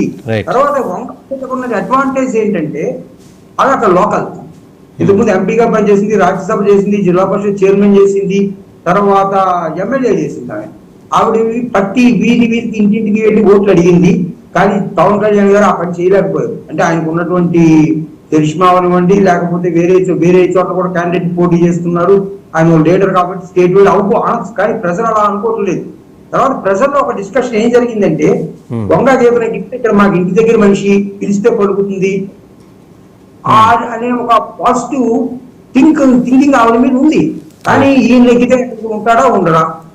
తర్వాత లాస్ట్ డే స్పీచ్ కూడా చాలా ఎఫెక్ట్ అయింది. జగన్మోహన్ రెడ్డి గారు చేసింది ఆ స్పీచ్ కానీ, ఈవిడ ఇమోషనల్ మాటలు కానీ, ఆవిడకి డిప్యూటీ సీఎం ఇస్తానడం అనేది ఇంతకుముందు చంద్రబాబు నాయుడు గారు కాపు ఉద్యమం జరుగుతున్నప్పుడు మన చినరాజప్పకి నేను ఇలాగ డిప్యూటీ సీఎం అని, చంద్రబాబు పేరు చెప్పలేదు, కాపు ఇస్తాను డిప్యూటీ సీఎం అని చెప్పాడు. అదే పద్ధతిలో ఈయన కూడా అనౌన్స్ చేయడం వల్ల కొంత పాజిటివ్ వచ్చింది. తర్వాత ఇంకొకటి, అక్కడ ఈ జనసేనకు వచ్చేటప్పటికి ఏంటంటే పోటీ చేసిన చోట ఇంక్లూడింగ్ పిఠాపురం వేరే వాళ్ళ మీద క్యాంపెయిన్ ఆధారపడుతున్నారు తప్ప స్ట్రాంగ్ పార్టీ హోల్డ్ అంటే పోలింగ్ బూత్ నుంచి విలేజ్ లెవెల్, మండల లెవెల్లో క్యాడర్ లేకపోవడం ఒక పెద్ద సమస్య కింద మారింది సార్. పరాధీనం ఎవరి మీద, అటు తెలుగుదేశం పార్టీ మీద ఆధారపడాలి, లేకపోతే వీళ్ళు ఎవరిని నమ్ముకొని ఆధారపడాలి. పార్టీని గ్రాస్ రూట్ లో డెవలప్ చేయకపోవడం అనేది జనసేనకు ఉన్నటువంటి నెగిటివ్ పాయింట్. కేవలం ఇమేజెస్ కూడా పార్టీ క్యాడర్ కూడా పనిచేయాలి కదా మనకి, అది కూడా చేయట్లేదు సార్. ఇది తర్వాత ప్రజల్లో ఈ కూటమి మీద నమ్మకం అనేది కలిగించలేకపోయారు ఈ ఎలక్షన్ లో. అయితే సార్ ఇప్పుడు అన్ని సభలు పెట్టిన తర్వాత అద్భుతమైన రెస్పాన్స్ వచ్చింది కదా చంద్రబాబు గారి సభలకి, పవన్ కళ్యాణ్ గారి సభలకి, తర్వాత మోదీ గారి సభలు, అమిత్ షా సభలు ఎలా చూసినా అంటే ఒక చిలకలూరుపేట బొప్పుడి పక్కన పెడితే మిగిలిన అన్ని కూడా గ్రాండ్ సక్సెస్ అయినాయి కదా సార్. సభలు సక్సెస్ అయితే ఉత్తరప్రదేశ్ ఎగ్జాంపుల్. ఉత్తరప్రదేశ్ లో సమాజ్వాదీ పార్టీ మీటింగ్ వచ్చినటువంటి జనం ఇందిరాగాంధీ మీటింగ్ కానీ, మోడీ మీటింగ్ కానీ దేశంలో ఎప్పుడు వచ్చి ఉండరు. 9 కిలోమీటర్లు 6 కిలోమీటర్లు జనం ఉండేవారు. కానీ తీరామోసి బ్యాలెట్ ఓపెన్ చేసి ఏం జరిగింది మనకి? అదే టైంలో మోడీ, అమిత్ షా రోడ్ షో కూడా క్యాన్సిల్ చేసుకున్న ఉత్తరప్రదేశ్ లో మీరు చూడండి, టీవీలో కనబడుతుంది. కానీ మరి అక్కడ కేవలం ఇది కాదు, ప్రజలు వచ్చిన వాళ్ళ యొక్క రియాక్షన్ ఎలా ఉంది, వాళ్ళ హృదయాలు పట్టుకున్నట్టుగా వీళ్ళు మాట్లాడారా లేదా, వాళ్ళకి ఎంత కాన్ఫిడెన్స్ లెవెల్ క్రియేట్ చేయగలిగారని చూడాలి. ఏ ఎలక్షన్ జరగాలన్నా ఒక అపోజిషన్ పార్టీ అయినా ప్రతిపక్షం అయినా ఒక మొమెంటము, ఒక స్ట్రాటజీ, ఒక కాన్ఫిడెన్స్ క్రియేట్ చేయగలిగి ఉండాలి. ఇక్కడ కొంతవరకు మొమెంటం క్రియేట్ చేశారు, బట్ కాన్ఫిడెన్స్ క్రియేట్ చేయడంలో ప్రతిపక్షం విఫలమైంది అని నేను అనుకుంటున్నాను సార్. రైట్ మూర్తి గారు, ఒకసారి విఐపి నియోజకవర్గాలకు వద్దాం. కుప్పం, హిందూపురం, మంగళగిరి, పులివెందుల. జగన్మోహన్ రెడ్డి గారు చాలా వ్యూహాత్మకంగా 3 చోట్ల కూడా బీసీ అభ్యర్థుల నుంచో పెట్టారు. మంగళగిరి, హిందూపురం అయితే మహిళల నుంచో పెట్టారు. ఆయన ఎలా పోలరైజేషన్ ఆఫ్ ఓట్స్ ఎలా జరిగినట్టు అవకాశం ఉంది సార్? మీకు పిఠాపురం నుంచి మనం మాట్లాడుకున్నాము. కుప్పంలో కూడా అంత ఈజీ టాస్క్ కాదు. కుప్పంలో మన మున్సిపాలిటీ ఎప్పుడైతే కోల్పోయాడో అప్పటి నుంచి పరిణామాలు వేగంగా మారుతున్నాయి. గ్రౌండ్ లో చాలా ఎక్కువ చేశారు అక్కడ వైఎస్ఆర్సీపీ. అంటే గత 2 సంవత్సరాల నుంచి చేస్తూ వెళ్తున్నారు. అక్కడ కూడా ఏమొచ్చినా 6,000-8,000 మెజార్టీలో ఎవరైనా బయటపడవచ్చు. It is not one way. Very tough election Kuppam. But Mangalagiri, Hindupur చాలా క్లియర్ గా టీడీపీ కనబడుతున్నాయి సార్ మనకి. అంటే మన సర్వేలో వచ్చింది report. Okay okay. Next Mangalagiri, Hindupur అయితే క్లియర్ గా ఉంది. అయితే సార్ అటు ఒకసారి జిల్లాల గురించి మాట్లాడుకుందాం. డెల్టా వరకు వచ్చాం మనం. గుంటూరు, కృష్ణా మాట్లాడాలా, దక్షిణ కోస్తా, అదే గుంటూరు, కృష్ణా, ప్రకాశం, నెల్లూరు, ఈ 4 మాట్లాడాలి. నెల్లూరు ఎట్లా అనిపిస్తుంది? నెల్లూరు 10 సీట్లు సార్ మొత్తం. ఎలక్షన్ స్టార్టింగ్ ముందు ఏమైందంటే ఇంకేముంది, అది 1 వే ఎలక్షన్. టీడీపీకి ఒక 8, వైసీపీకి ఒక 2 గంటలు రావు అని అనుకున్నారు ప్రజలు. కానీ అక్కడ ఈ రోజు 6 సీట్లు వైసీపీ ఖచ్చితంగా గెలిచే సీట్లు ఉన్నాయి అక్కడ వైఎస్ఆర్. సో అక్కడ అనుకున్న పెర్ఫార్మెన్స్ తెలుగుదేశం చేయలేకపోయింది. తర్వాత ప్రకాశం డిస్ట్రిక్ట్ లో 12 సీట్లు ఉన్నాయి. 12 సీట్లలో ఖచ్చితంగా 50-50 వస్తాయి సార్. 6 సీట్లు అయితే ఖచ్చితం. అంటే ఇంకా పెరగచ్చు, బట్ మనం లీస్ట్ తో మాట్లాడతాం. ఓకే. అయితే నెల్లూరు, ప్రకాశంలో మెజారిటీ సీట్స్ టోటల్ చూసినప్పుడు వైసీపీ ఖచ్చితంగా 22 సీట్లకి 22 సీట్లు ఉన్నాయి. నెల్లూరు, ప్రకాశం కలిపి మనకి 22 సీట్లకి ఒక 12 నుంచి 13 సీట్లు వైసీపీకి ఛాన్స్ కనబడుతుంది చాలా క్లియర్ గా. అక్కడ కూడా అనుకున్న పెర్ఫార్మెన్స్ ఏం చేయలేదు. అయితే మీకు గుంటూరు డిస్ట్రిక్ట్ వచ్చేటప్పటికి గుంటూరులో 17 సీట్లలో కనీసం 9 నుంచి 10 సీట్లు వైసీపీ టీడీపీ పట్టుకెళ్ళడానికి అవకాశం కనబడుతోంది. ఓకే. కృష్ణా డిస్ట్రిక్ట్ వచ్చేటప్పటికి మీకు 16 సీట్లు ఉన్నాయి. కృష్ణా డిస్ట్రిక్ట్ లో ఈ రోజు కనీసం ఒక సీట్ అయినా సరే టీడీపీకి, వైసీపీకి ఎక్కువ వస్తుంది కానీ టీడీపీకి రాదు. ఇది కొంచెం అస్టానిషింగ్ గా ఉంది సార్. కృష్ణా గుంటూరు కోర్ రాజధాని ప్రాంతం, రాజధాని ప్రాంతంలో వెల్లువెత్తిన నిరసన అనేది నేననేది సభల రూపంలో మాట్లాడలా. అక్కడ ప్రజలు కానీ అక్కడ లోకల్స్ కానీ వాళ్ళు రగిలిపోయి ఉన్నారు. మా రాజధానిని జగన్మోహన్ రెడ్డి గారు పట్టుకెళ్ళిపోతున్నారు, అపహరించుకుని వేరే ప్రాంతాలకు విస్తరించే ప్రయత్నం చేస్తున్నారని ఒక ఇంప్రెషన్ బలంగా ఉంది. నెక్స్ట్ గుంటూరులో క్యాండిడేట్స్ చూస్ చేసుకోవడంలో టీడీపీ చాలా వ్యూహాత్మకంగాను మంచి తెలివితేటలతోనూ వ్యవహరించింది. అంటే identification of candidates. Pemmasani Chandrasekhar గారు ఉన్నారు, దాదాపు 10 ఏళ్ళ నుంచి ఆయన ట్రై చేస్తున్నారు ఇంటర్వ్యూ ఇద్దామని. అత్యంత ధనికుడిగా ఆయన అఫీషియల్ అఫిడవిట్లోనే ఆయన మెన్షన్ చేశారు 5,700 కోట్ల రూపాయలు. ఇట్స్ నాట్ దట్ ఓన్లీ ఆయనకు ఆస్తిని ఒక్కటే కాదు, ఆయన నరశేఖర్ కృష్ణ గారి కుటుంబంతో అనుబంధం, గుంటూరు జిల్లాతోటి నేరుగా కాంటాక్ట్స్, పల్నాడు ఏరియాలో పెరగటం అండ్ మమేకం అవటం, డౌన్ టు ఎర్త్. అటు చూస్తే మీరు వైసీపీ క్యాండిడేట్ కిలార్ రోసే గారు, ఉమారెడ్డి వెంకటేశ్వర గారు అల్లుడు, ఆయన డిటాచ్డ్ మోడ్లో ఉంటాడు అని చెప్పేసి ఒక ప్రచారం. ప్రజలు ఎవరితోనూ కూడా అంత పెద్ద సంబంధాలు కలిగి ఉన్నాడు కాదు. సో అది బాగా కొడుతోంది, అసెంబ్లీ సెగ్మెంట్ల మీద బాగా కొడుతోంది వైసీపీకి అని అంటున్నారు. గుంటూరు పార్లమెంట్ అది కనబడింది, మీరు చెప్పింది వాస్తవం. ఎందుకంటే అక్కడ ఎంపీ క్యాండిడేట్ వీక్ అవ్వడం ఒకటి, తర్వాత క్యాస్ట్ ఈక్వేషన్స్ వచ్చేటప్పుడు డిఫరెంట్ గా ఉన్నాయి సార్. ఎమ్మెల్యేకి కూడా కొంచెం క్రాస్ ఓటింగ్ జరిగింది, చాలా క్లియర్ గా మనకు ఒక 3 పార్లమెంట్ లో కనబడుతోంది. 1 అనకాపల్లి, 2 విశాఖపట్నం, 3 రాజమండ్రి, 4 గుంటూరు. ఇక్కడ కూడా ఈ 4 పార్లమెంట్ క్రాస్ ఓటింగ్ ఉంది. తర్వాత మీకు గుంటూరులోకి వచ్చేటప్పుడు ఏమైందంటే మీరు రాజధాని ఇష్యూ మాట్లాడుతున్నారు. రాజధాని ఇష్యూ గురించి నేను ఒకటే చెప్తా.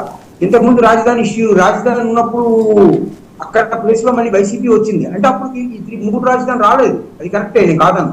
కానీ మొన్న మున్సిపల్ పంచాయతీ ఎలక్షన్ కానీ, మున్సిపాలిటీ ఎలక్షన్స్, కార్పొరేషన్ ఎలక్షన్ లో కూడా అక్కడ మీకు వైసీపీ లీడ్ లో ఉంది. ఈ రోజు రాజధాని గురించి అడిగినప్పుడు రాజధాని ఎవరు కష్టపడి ఎవరు బాధపడుతున్నారు? అక్కడ రియల్ ఎస్టేట్ వాళ్ళు, రాజధానికి భూములు ఇచ్చిన రైతులు బాధపడడం సహజం. అది మనం ఎవరు కూడా క్వశ్చన్ చేసే అధికారం లేదు. వాళ్ళు భూములు ఇచ్చారు, వాళ్ళు ఆశించారు, తప్పు మాత్రం కానే కాదు. కానీ ఆ పర్సెంటేజ్ ఎంత, జనరల్ ఓటర్స్ ఎంత, అలా సెక్షన్స్ ఉన్నారు. ఇదే ఈ మన రాజధాని ఏరియాలో మన రైతులు, మన పేదవాళ్ళకి ఇళ్ల స్థలాలు ఇస్తారంటే ఆపింది ఎవరు? ఇంకొకటి, రాజధాని అంత పెద్ద ఇష్యూ అయినప్పుడు అది స్టేట్ వైడ్ ఇష్యూ ఎందుకు కాలేదు? అది కేవలం అక్కడే పరిమితి ఎందుకు అయిపోవాలి? ఓకే, రాజధాని అమరావతి కావాలని అందరూ అనుకున్నాం ఆంధ్రప్రదేశ్ ప్రజలు. అది చంద్రబాబు నాయుడు గారు చెప్పినట్టు దేవతల రాజధాని అనుకుంటాం మనం కొంతసేపు. ఆ దేవతల రాజధాని గురించి మరి వీళ్ళందరూ ఎందుకు ఏకం కాలేదు? ఎందుకు స్టేట్ వైడ్ ఇష్యూ కాలేదు? అదొకటి ఆలోచించాలి. తర్వాత మీకు ఎలక్షన్ క్యాంపెయినింగ్ చూడండి, ఫ్రమ్ ది బిగినింగ్ రాజధాని గురించి చంద్రబాబు నాయుడు కానీ జగన్ కానీ ఎక్కువగా ఎందుకు మాట్లాడలేదు? అది ఒకటి మనం ఆలోచిద్దాం, చాలా తెలివిగా మనం కొంచెం ఆలోచించవలసి. 3 రాజధానుల గురించి కాకుండా నేను వైజాగ్లోనే రాజధాని ప్రమాణ స్వీకారం అక్కడే ఎలక్షన్ క్యాంపెయిన్ లో చెప్పగలిగిన ఏకైక దమ్మున్న నాయకుడు జగన్. కానీ ఈయన ఆ మాట ఎందుకు చెప్పట్లేదు? ఆయన వైజాగ్లో ఎందుకు మాట్లాడలేదు? రాయలసీమకి వెళ్ళి ఎందుకు మాట్లాడలేదు అమరావతి రాజధాని అని? దీన్ని బట్టి అర్థమైంది ఏంటంటే రాజధాని అనేది ఒక ఇష్యూ కాదు అసలు. ఇక్కడ లో రాజధాని అనేది ఎవరికి ఓట్లు గుర్తించేది కాదు సార్, దానివల్ల ఉపయోగం లేదు సార్. తర్వాత ఎలక్షన్ లో మీకు ఇక్కడ జరుగుతున్న ఎలక్షన్ 2 పాయింట్ల మీద జరుగుతుంది. జగన్ ముఖ్యమంత్రి, చంద్రబాబు నాయుడు ముఖ్యమంత్రిగా, ఇది ఒకటే క్వశ్చన్. దీని మీద ఎలక్షన్ జరిగింది మాక్సిమం. మాకు వచ్చిన ఫీడ్బ్యాక్ అయితే ఎంప్లాయీ సెక్షన్ లో యాంటీ విపరీతంగా ఉంది అన్నారు. మనం 7 రౌండ్లు సర్వే చేసాం. First round, second round, third round సర్వేలో 75% of the employees are supporting TDP, 25% వైసీపీకి ఉన్నారు. ఎప్పుడైతే ఈ మేనిఫెస్టో రిలీజ్ చేసి పబ్లిసిటీ మొదలెట్టారో తర్వాత మనం సర్వే చేసాం, 3 రౌండ్లు చేసాం. మనం ఏం చేసాం, comparison of manifestos between YCP and TDP ఏరియన్. ఎవరు మీరు నమ్ముతారు, ఎవరికి మీరు ఓటేస్తారు, చంద్రబాబు నాయుడు గారు ఎక్కువ ఇస్తే మీరు ఓటేస్తారా అన్న క్వశ్చన్ ఫస్ట్ ప్రైమరీ క్వశ్చన్ గా తీసుకున్నాం మనం. తర్వాత అక్కడ వచ్చిన రిప్లై ఏంటంటే ఎంప్లాయీస్ లో ఒక సెక్షన్ ఏమంటోంది, చంద్రబాబు నాయుడు గారు ఇన్ని పథకాలు, ఇన్ని 1000 కోట్లు ఇచ్చి, జగన్ గారు ఇచ్చి రాష్ట్రం అప్పు పాలు చేసేసరి జీతాలు మాకు రావట్లేదు, ఓకే బానే ఉంది. చంద్రబాబు నాయుడు ఎంతకంటే ఎక్కువ ఇస్తాను అన్నట్టు ఎక్కడ తెచ్చిస్తారో, అసలు మాకు జీతాలు వస్తాయా రావా అనే డిస్కషన్ జరగడం వల్ల 55% టీడీపీకి, 45% వైసీపీకి పడిన మాట వాస్తవం. ఇట్ ఈస్ నాట్ వన్ వే. అది మాత్రం ఎవరైనా ఒప్పుకోవాలి. రేపు బ్యాలెట్లు బాక్స్ లో ఓపెన్ చేసినప్పుడు కూడా అదే రిజల్ట్ రాకపోతుంది మరి. తర్వాత ఎంప్లాయీస్ లో కొత్తగా ఇచ్చిన ఎంప్లాయీస్ 2,40,000 మంది ఉన్నారు, గవర్నమెంట్ ఎంప్లాయీస్. ఆ ఓటింగ్ ఎటు వెళ్తుంది? తర్వాత చంద్రబాబు నాయుడు గారు ఎంప్లాయీస్ గురించి ఏమన్నా మేనిఫెస్టోలో మెన్షన్ చేశారని ఏమీ చేయలేదు. వాళ్ళకి కావాల్సిన సిపిఎస్, ఓపీఎస్, జీపీఎస్, ఈ మూడింటి గురించి ఆయన జీపీఎస్ అని గ్యారెంటెడ్ పెన్షన్ స్కీమ్ అని ఇచ్చాడు జగన్.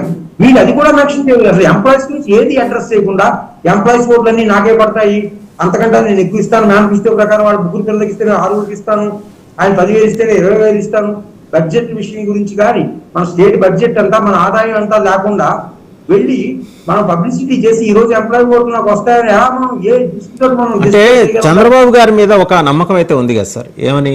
ఆయన సంపద సృష్టికర్త, ఆయన వెల్త్ క్రియేషన్కి బ్రాండ్ అంబాసిడర్ అనే ఒక నమ్మకం, అండ్ కష్టపడి పనిచేసే తత్వం, కేంద్రం నుంచి నిధులు ఎక్కువ రాబట్టగలరు అని ఇంతకుముందున్న ప్రూవ్ అండ్ ట్రాక్ రికార్డు, ఇవన్నీ పాజిటివే కదా సార్ చంద్రబాబు గారికి? సార్ ఒకటి, ఆయన డెవలప్మెంట్ గురించి ఆలోచిస్తారన్నారు, ఓకే అనుకున్నాం కొంతసేపు, మనం కూడా లెటర్ చేసి డెవలప్మెంట్ గురించి ఆలోచిస్తారు. సంపద ఎలా సృష్టిస్తారు సార్ మీరు? దానికైనా ఇప్పుడు నేనున్నాను, రేపు 1 కోటి రూపాయలు సంపాదిస్తానంటే ఎట్లా సంపాదించగలుగుతారు? ఒక వే ఉండాలి కదా, ఒక మార్గం ఉండాలి కదా. ఏంటి పరిశ్రమలు తెచ్చి ఎక్కడ తెస్తే పరిశ్రమలు? ఇప్పుడు పరిశ్రమలు రాలేదా? పోర్టులు చేయట్లేదా? తర్వాత మన ఫిషింగ్ హార్బర్స్ కావట్లేదా? ఇప్పుడు ఇంకోటి, డెవలప్మెంట్ అంటే ఒక చోట కాన్సన్ట్రేట్ అయ్యే డెవలప్మెంట్ అయితే నేను అనుకోను. నా దృష్టిలో ప్రజలు ఈ రోజు ఎలా ఉన్నారంటే, మినిమం నీడ్స్ ఏంటి, మనకు కావాల్సిన అవసరాలు ఉన్నాయా లేవా, తర్వాత ప్రతి ఏరియా ప్రతి రీజన్ కూడా డెవలప్మెంట్ కావాలి, ఆ డెవలప్మెంట్ అడుగుతున్నారు ప్రజలు. అట్లాగే కాకుండా చంద్రబాబు నాయుడు గారు చెప్పింది నిజమై ఉంటే ఈ బాటి అమరావతి స్టేట్ వైడ్ ఇష్యూ కావాలి, కానీ కాలేదు కదా. మనకి సంపద ఎలా సృష్టిస్తాం? కాలేదు అని మీరు ఎందుకు భావిస్తున్నారు? ఇప్పుడు అమరావతి ఎక్కడి నుంచి, అమరావతి నుంచి మొదలెడితే దేవాలయం దాకా, శ్రీకాకుళం అరసివెల్లి సూర్య దేవాలయం దాకా, అంటే న్యాయస్థానం నుంచి దేవస్థానం దాకా ఒక సెక్షన్ ఆఫ్ ఫార్మర్స్, వాళ్ళు అక్కడి నుంచి దళిత బహుజన రైతులు అందరూ చేసిన పాదయాత్ర, దాని ఇంపాక్ట్ ఉండదంటారా సార్? ఏమి ఉండదు సార్. ప్రజలు వాళ్ళ ఈ రోజు ఎలక్షన్స్ ఎలా జరుగుతున్నాయంటే ప్రజలు అవసరాలు చూసుకుంటున్నారు, పరిపాలన బాగా జరుగుతుందా లేదా అని చూసుకున్నారు తప్ప, ఎక్కడో సాఫ్ట్వేర్ తీసుకొస్తాను 100 బిల్డింగ్లు కడతానంటే ఎవరు చూడట్లేదు దాన్ని. అది కరెక్ట్ కాదు, డెవలప్మెంట్ కూడా కాదు అది. అంటే మనకు తెలుసుకోండి, జనరల్ పర్సెప్షన్ మనం మాట్లాడినా సరే, జనరల్ పీపుల్, కామన్ పీపుల్ లో కూడా దాని మీద పెద్ద ఇంపాక్ట్ లేదు సార్. ఉంటే ఆ ఉద్యమం చాలా పెద్ద ఉద్యమం కావాలి. ఆయన పికప్ చేయలేకపోయా, ఎందుకు చేయలేదు? దేనికి కారణం ఏంటి? ప్రజలు ఎందుకు ముందుకు రాలేదు? మాకు అందరూ ఇప్పుడు గుంటూరు కృష్ణా డిస్ట్రిక్ట్ ఉంది, 33 అసెంబ్లీ సీట్స్ ఉన్నాయి, 34. పక్కనే ఈస్ట్ గోదావరి, వెస్ట్ గోదావరి ఆనుకుని ఉంది, అటు ప్రకాశం డిస్ట్రిక్ట్ ఆనుకుంది. కనీసం ఈ 4 జిల్లాల్లో అయినా సరే ఒక ఉద్యమ రూపంలో దాన్ని ఎందుకు రాలేదు అనేది మనం ఆలోచించాలి కదా సార్. అంచేత దాని ఇష్యూ కానే కాదు సార్ ఈ ఎలక్షన్ లో, ఎవరికి దాని వల్ల ఉపయోగం. ఆయన వెల్త్ క్రియేట్ చేస్తారు కదా, దాన్ని నమ్మట్లేదా జనం? ఏమండి? వెల్త్ క్రియేషన్ కి ఆయన బ్రాండ్ అంబాసిడర్ కదా, సంపద సృష్టిస్తారు కదా, అది నమ్మట్లేదా జనం అంటున్నాను. మేము అడిగిన క్వశ్చన్ కూడా అదే, ఆయన సంపద సృష్టిస్తారంటే ఎట్లా సృష్టిస్తారు సార్ అని వాటర్లు అడుగుతున్నారు ఈ రోజు. పూర్వంలో వాటర్కి చాలా తేడా ఉంది. పూర్వంలో ఏదో నాయుడు గారు, ప్రెసిడెంట్ గారు చెప్తే ఓట్లు వేసే స్టేజ్, ఈ రోజు అది లేదు. మాధ్యమాలు, టీవీలో ఉన్నవండి, సెల్ ఫోన్లు, ఆండ్రాయిడ్ ఫోన్లు వచ్చిన తర్వాత ప్రతి వాడు ఆలోచిస్తున్నాడు. వాళ్ళు ఒకటే అడుగుతున్నారు, సార్ ఆయన చేసిన తర్వాత ఆ శ్రీలంక సమాజం అయిపోతుంది అని చెప్పి జగన్ పథకాలతో చంద్రబాబు నాయుడు క్యాన్వాస్ చేస్తే అప్పులు పాడైపోయిందని ఈయన ఎక్కడి నుంచి పట్టుకొచ్చిస్తాడు? ఒకటి, ఇవ్వలేడు. 2, సంపద సృష్టించడం అంటే ఎట్లా సృష్టిస్తాడు? 3, 2014లో రైతు రుణమాఫీ కానీ, డోక్రా రుణమాఫీ ఎట్లా నమ్ముతాము, మాకు వచ్చే చాలు అన్న టైప్ లో ఒక సెక్షన్ ఇది. ఒక సెక్షన్ ఆయన ఎక్కువ ఇస్తాడు అని ఫీల్ అయి ఓట్లు వేసిన వాడి సెక్షన్ కూడా కొంత ఉంది, కానీ తక్కువ అది. అయితే ఇక్కడ లాస్ట్ ఎలక్షన్ వచ్చేటప్పటికి 4-5 డేస్ ఉండగా ఎలక్షన్ మేనేజ్మెంట్, పోల్ మేనేజ్మెంట్ లో వైసీపీ కంటే టీడీపీ వెనకబడి ఉంది. తర్వాత ల్యాండ్ సెటిల్మెంట్ యాక్ట్ తీసుకొచ్చి అసలు ఈ సూపర్ 6 అనే ప్రోగ్రామ్ పూర్తిగా గ్రౌండ్ లో రీచ్ కాలేదు సార్, విలేజ్ వైజ్ రీచ్ కాలేదు. బట్ తెలంగాణలో అట్లా జరగలేదు. ఎలక్షన్ ఫ్రీ బస్ ఇవ్వండి, 2 లక్షల రుణమాఫీ అనేది గ్రాస్ రూట్ లెవెల్కి వెళ్ళింది. అదే 5 పాయింట్ ప్రోగ్రామ్ కర్ణాటకలో వెళ్ళింది కాంగ్రెస్. బట్ ఇక్కడ తెలుగు గ్రాస్ రూట్ లెవెల్లో జరగలేదు. బట్ లాస్ట్ లో ల్యాండ్ సెటిల్మెంట్ యాక్ట్ కొంతవరకు డ్యామేజ్ చేసిన వైసీపీని, కొద్దిగా వాళ్ళు లేట్ గా రియాక్ట్ అయ్యారు. But it will not damage completely. So అది గవర్నమెంట్ ఫామ్ చేయడానికి వైసీపీకి అడ్డంకి కాదు అని నేను అనుకుంటున్నాను. అయితే ఒకసారి మనం లీడర్స్ పర్స్పెక్టివ్లో వెళ్దామండి. ఒకసారి రాజధాని ప్రాంతం నుంచి వస్తాను. ఇప్పుడు ఆలపాటి రాజేంద్ర ప్రసాద్ గారు చాలా బలమైన నాయకుడు, టీడీపీ మాజీ మంత్రి. ఆయన తెనాలి యాంటిసిపేట్ చేశారు, గుంటూరు వెస్ట్ యాంటిసిపేట్ చేశారు, రెండు ఇవాళ. మీకు జాగ్రత్త గమనంలో తీసుకుంటే లాస్ట్ టైమే ఏంటంటే ఒక కైండ్ ఆఫ్ ఇంప్రెషన్ అయితే ఆయన గుంటూరు లో మేజర్ కమ్యూనిటీ అయిన కమ్మా సెక్షన్లో ఆయన క్రియేట్ చేయగలిగారు. ఏంటంటే మనము రాజధాని ప్రాంతానికి చెందిన కమ్మా కమ్యూనిటీని వేరే ప్రాంతం నుంచి వచ్చిన కమ్మా కమ్యూనిటీ డామినేట్ చేస్తే ఎట్లాగా అని చెప్పేసి ఆయన సభలు విపరీతంగా పెట్టారు, మోటివేట్ చేశారు. మంగళగిరిలో ఒక పరోక్షంగా లోకేష్ ఓటమికి పరోక్షంగా ఆయన కారణమయ్యారని ఆయన మీద అభియోగం, పార్టీలో ఆయన మీద చర్చ కూడా జరిగింది. ఆయనకి ఈసారి ఏదో మొత్తానికి డ్యామేజ్ కంట్రోల్ భాగంగా ఆయనకి అయితే తెనాలి లేకపోతే గుంటూరు వెస్ట్ ఇస్తాం అనుకుంటే రెండు ఇవాళ. తెనాలేమో జనసేన నాదెళ్ల మనోహర్ గారి కోసం వెళ్ళిపోయింది, PSC chairman. Guntur west Chandrababu గారు ఏంటంటే చాలా వ్యూహాత్మకంగా అంటే కాపు మహిళని ఎంచుకున్నారు. ఆమె హస్బెండ్ కమ్మా కమ్యూనిటీ అయినప్పటికీ కాపు మహిళని ఎంచుకున్నారు. సో ఈయన బాగా మనస్తాపానికి గురైన నాయకుడు. పొన్నూరు చూస్తే ధూళిపాళ్ల నరేంద్రకి ఆయనకి టికెట్ ఆయన కంటెస్ట్ చేసినప్పటికీ 7 టైం ఎమ్మెల్యే అయినా ఆయనకి మంత్రి పదవి రావట్లా, ఆయనకు అదో సంతృప్తి. వీళ్ళు మనస్ఫూర్తిగా చేయలేదు టీడీపీ కోసం అని చెప్పేసి ఒక సమాచారం అండి. నిజంగా అది మనస్ఫూర్తిగా చేయలేదంటారు వీళ్ళిద్దరు? నేను డైరెక్ట్ గా యాజ్ సబ్కామిస్ట్ గా నేను ఇప్పుడు బయట పెట్టలేను. ఎగ్జిట్ పోల్ మీకు అన్ని ఆ రోజు కూడా. అయితే అనుకున్న రీతిలో తెలుగుదేశం లేదు, పనిచేయలేదు కొన్ని చోట్ల, అది మొత్తం వాస్తవం. అందులో ఇది ఉందో లేదో మీరే ఆలోచించి అనుకోండి. తర్వాత ఒకటి, ఎక్కడైతే స్ట్రాంగ్ క్యాండిడేట్స్ ఉన్నారో ఆ కొన్ని సీట్స్ లో ఆ క్యాండిడేట్స్ కి టికెట్ ఇవ్వకుండా వేరే వాళ్ళని కంటెస్టెంట్ కింద ప్రమోట్ చేయడం కూడా తెలుగుదేశం చెప్పు. అంచేత నేను చెప్పేది ఏంటంటే తెలుగుదేశం ఇచ్చినటువంటి సీట్లు సుమారు ఒక 12-13 సీట్లు రాంగ్ సెలక్షన్. అందులో అనుకోలేదు, అక్కడ మీకు ఆ కమ్యూనిటీస్ వర్క్ చేయలేదు. నమ్ముకుని క్యాడర్ ఉన్న పార్టీ కోసం రాత్రి పోరు కష్టపడ్డ వాళ్ళు టికెట్లు రాలేదు చాలా మంది. కేవలం డబ్బు ఒకటే కాదు టికెట్ ఇవ్వడానికి, క్యాండిడేచర్ కూడా ఉండాలి కదా. ఈ డబ్బు అనేది అవసరం. ఈ రోజు ప్రజాస్వామ్యంలో డబ్బే, అందులో అనుమానం లేదు. ఏ పార్టీ అవనివ్వండి, ఏ రాష్ట్రం అవనివ్వండి, కానీ డబ్బు ఒకటే కాదు ముఖ్యం. మనకి ఇక్కడ కావాల్సింది క్యాండిడేచర్ కూడా కావాలి. ఆ క్యాండిడేచర్, ఆ క్యాండిడేట్ ఉన్న పెర్ఫార్మెన్స్ ఇండెక్స్ ఏంటి అనేది చూసి ఇచ్చిన సీట్లు కొన్ని చోట్ల తెలుగుదేశం అయితే ఫెయిల్ అయింది సార్. జగన్ గారు చాలా వ్యూహాత్మకంగా 60-80 మంది ఎంతమందో మార్చారు, 60 మంది కంప్లీట్ గా మార్చాడు ఆయన, 58 మందిని. అది చాలా స్టెప్. ఆయన తీసుకున్నప్పుడు కూడా ఎట్లా తీసుకున్నాడు, 10 మందిని 15 మందిని అట్లా వాళ్ళ మైండ్ అంతా సెట్ చేసి ఒకేసారి అనౌన్స్ చేశాడు. కానీ ఇక్కడ తెలుగుదేశం అట్లా జరగలేదు. సీట్ ఇచ్చి రోజు దాకా నీకు వస్తుందా నాకు వస్తుందా, నాకు వస్తుందా నీకు వస్తుందా, ఇదే గొడవ. ఇది పబ్లిక్ లో కొంత బ్యాడ్ ఇమేజ్ క్రియేట్ చేసింది తెలుగుదేశానికి. అట్లాంటి సీట్లు 10-15 ఉన్నాయి మనకి. మరకశిర చూడండి, మరకశిర ఎంఎస్ రాజు గారికి ఇచ్చారు, అక్కడ ఒక క్యాండిడేట్ అనౌన్స్ చేశారు. ఇక్కడేమో మన అనంతపూర్ చూస్తే అక్కడ మన ప్రభాకర్ చౌదరి కూడా వేరే వాళ్ళకి ఇచ్చారు. ఇట్లా చాలా చోట్ల జరిగాయి. దీనివల్ల మన ఎవరిది గుంటూరు పక్కన ఒకటి ఉంది పెదకూరపాడు ఎంపీ అనేది చివరిలో చేశారు. ఇవన్నీ కూడా కొంత నెగిటివ్ రిజల్ట్ రాబోతున్నాయి టీడీపీ కన్నది స్పష్టం. అది అందులో అనుమానం లేదు, గ్రౌండ్ రియాలిటీ బట్టి అయితే. ఎవరు వచ్చినా 90 సీట్లు 95 సీట్లతో మాత్రం రారు. మెజారిటీ వస్తుంది. అది మనం ఎగ్జిట్ పోల్ లో ఇద్దాం చెప్పడానికి. ఇప్పుడు మనం చెప్పకూడదు, అలాంటివి మనం మాట్లాడకూడదు. బట్ 90-95 అయితే కాదనేది మాత్రం మాట్లాడుకోవచ్చు. 100% సార్, 90-95 కానే కాదు. అంటే it will be a decisive mandate, not massive mandate. మళ్ళీ అగైన్ అవును, డెసిసివ్ గానే ఉంటుంది. అంత మాత్రం చాలా నిర్ణయాత్మకంగా ఉంటుంది. ఖచ్చితంగా ఉంటుంది, మీకు అందులో అనుమానమే లేదు. రైట్. అలాగే సార్, పత్తిపాటి పుల్లారావు గారు, దేవినేని ఉమామహేశ్వరరావు గారు చాలా బలమైన లీడర్స్. గుంటూరు జిల్లా చిలకలూరిపేటలో పత్తిపాటి పుల్లారావు గారు మాజీ మంత్రి, దేవినేని ఉమా వెరీ వోకల్ ఆయన. అండ్ అలాగే కూడా ఆయన నిజంగా పోలవరం కోసం వెళ్ళి ఆయన మ్యాక్సిమం టైం ఈ స్పెంట్ ఓవర్ దేర్. అక్కడ కూర్చొని దాంట్లో 60-70% నిర్మాణం పూర్తి చేయడానికి కష్టపడ్డారు. అలాంటి కష్టపడ్డ లీడర్స్ అంటే పత్తిపాటికి టికెట్ ఇచ్చారు, దేవినేని ఉమా గారికి టికెట్ ఇవ్వకపోవటం, దాని బదులుగా వసంత కృష్ణప్రసాద్ని తీసుకురావటం, ఇలాంటిది ఏమన్నా అంటే వ్యూహాత్మకంగా తెలుగుదేశం తీసుకున్న నిర్ణయమా ఇలాంటివి? దాని ఎఫెక్ట్ ఎమ్మెల్యే మీద పడదు. మైలవరం బాగానే ఉంది, టీడీపీకి ఫేవరబుల్ గా ఉన్నట్టు మన రిజల్ట్ లో మనకు కొంతవరకు కనబడింది. బట్ దాని ఎఫెక్ట్ ఎంపీ సీట్ మీద పడుతుంది సార్. ఎంపీ సీట్ మీద పడుతుంది మీకు. అలాగే మీరు ఇంకొక సీట్ ఏది చెప్పారు నేను మర్చిపోయా, చిల్లకలూరుపేట.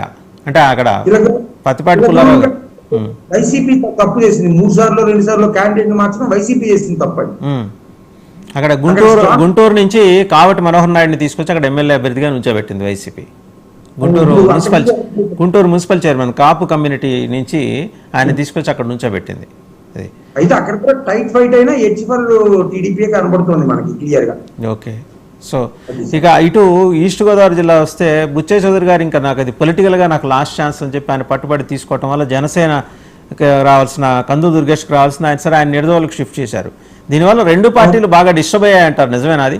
అక్కడ 2 కూడా డిస్టర్బ్ అయ్యాయి సార్. నిడదవోలు చాలా తప్పు జరిగిందేమో అనుకుంటున్నాను అక్కడ జనసేనకి ఇవ్వడం. అక్కడ టీడీపీకి చూపే బాగుండేదేమో నా అభిప్రాయం.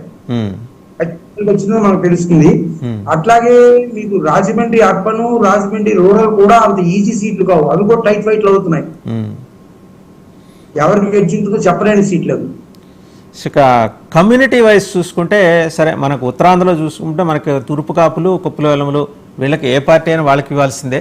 సో ఇప్పుడు అచ్చెన్నాయుడు గారు కూడా కొంచెం టఫ్ టైమ్స్ ఎదుర్కొంటున్నారు అని చెప్పేసి గ్రౌండ్ రిపోర్ట్. కరెక్టే సార్, కరెక్ట్. అచ్చెన్నాయుడు అట్లానే ఉంది. ఈసారి ఊహించిన వాళ్ళు కొంతమంది మనం ఎంతో పెద్ద లీడర్స్ అనే వాళ్ళు ఓడిపోయే అవకాశం ఉంది. Both parties, Telugu Desam and YCP. పెద్ద మన ఓక్ అంత రిజల్ట్ ఆశ్చర్యకరంగా ఉంటుంది result. But at the same time aliens అంత పెర్ఫార్మెన్స్ బాగోలేదని మనకు అర్థమైంది. బీజేపీకి అండి ఇప్పుడు కనీసం వాళ్ళు 10 సీట్లలో ఒక 6 అన్నా గెలుచుకుందాం ఒక తపంతోటి వాళ్ళు పనిచేసినట్టుగా వాళ్ళు చెప్తున్నారు. 10 అసెంబ్లీ ఇప్పుడు బీజేపీ గురించి ఏం మాట్లాడినా సరే బీజేపీ ఎగ్రెస్తున్న ముద్ర వేసుకున్నారు.